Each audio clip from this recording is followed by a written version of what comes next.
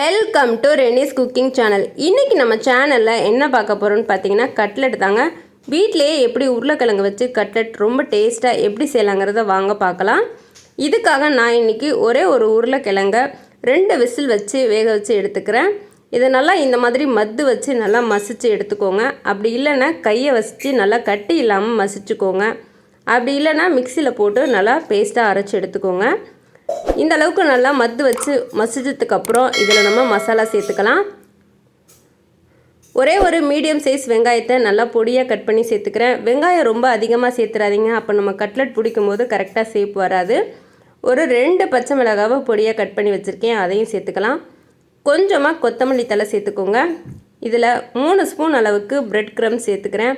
Bread crumbs இல்லைன்னா ரஸ்கை இந்த மாதிரி தூள் செஞ்சுட்டு சேர்த்துக்கோங்க. இதில் 2 ஸ்பூன் அளவுக்கு அரிசி மாவு சேர்த்துக்கிறேன்.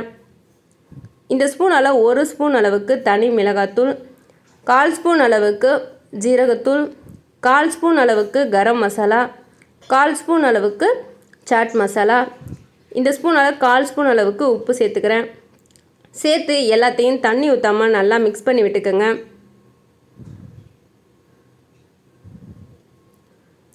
கையை வச்சு நல்லா இந்த அளவுக்கு மசாலா எல்லாம் ஒட்டுற மாதிரி நல்லா பிசைஞ்சு விட்டுக்கோங்க.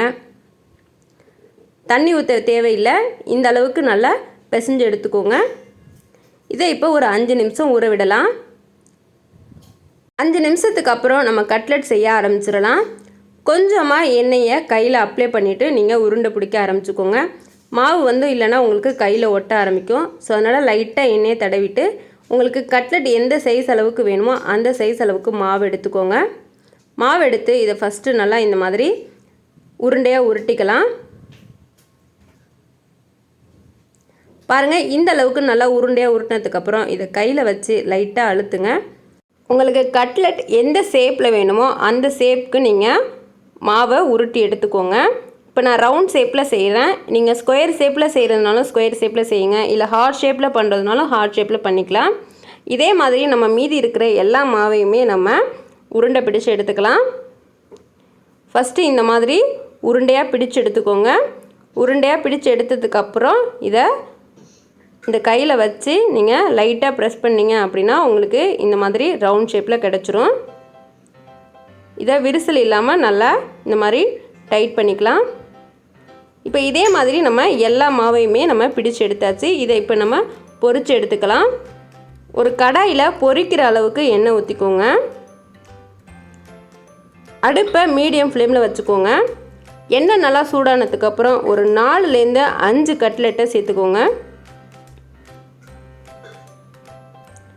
கட்லெட் சேர்த்து உடனே திருப்பி விடாமல் ஒரு 2 நிமிஷம் கழித்து ஒரு பக்கம் லைட்டாக வெந்ததுக்கப்புறம் இதை நம்ம திருப்பி விட்டுக்கலாம்.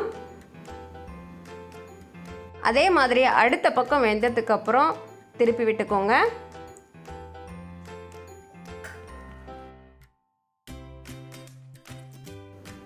கட்லெட் நல்லா கோல்டன் ப்ரௌன் கலர் ஆனதுக்கப்புறம் இதை நம்ம எடுத்துக்கலாம். அவ்வளோதாங்க, ரொம்ப டேஸ்டான கட்லெட் ரெடி.